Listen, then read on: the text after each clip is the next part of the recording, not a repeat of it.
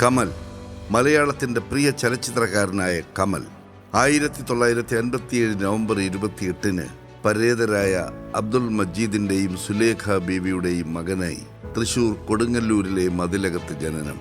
1980 പടിയൻ സംവിധാനം ചെയ്ത ത്രാസം എന്ന ഓഫ് ബീറ്റ് സിനിമയ്ക്ക് തിരക്കഥ എഴുതിക്കൊണ്ടാണ് സിനിമാ പ്രവേശനം.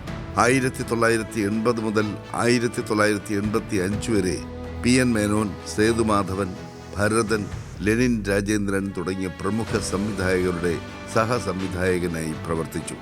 1986 മിഴിനീർ പൂക്കൾ സംവിധാനം ചെയ്തുകൊണ്ട് മലയാള ചലച്ചിത്ര സംവിധാന രംഗത്തേക്ക് പ്രവേശിച്ചു.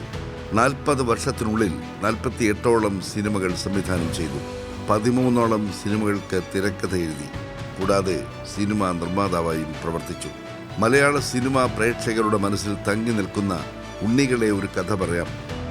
അപ്പൂപ്പൻ താടികൾ, ഉള്ളടക്കം, മേഘമൽഹാർ, ഗദ്ദാമ എന്നീ സിനിമകൾ കൂടാതെ JC ഡാനിയലിൻ്റെയും കമല സുരയ്യയുടെയും ആത്മകഥയെ ആധാരമാക്കി സെല്ലുലോയിഡ്, ആമി എന്നീ സിനിമകൾ സംവിധാനം ചെയ്തു.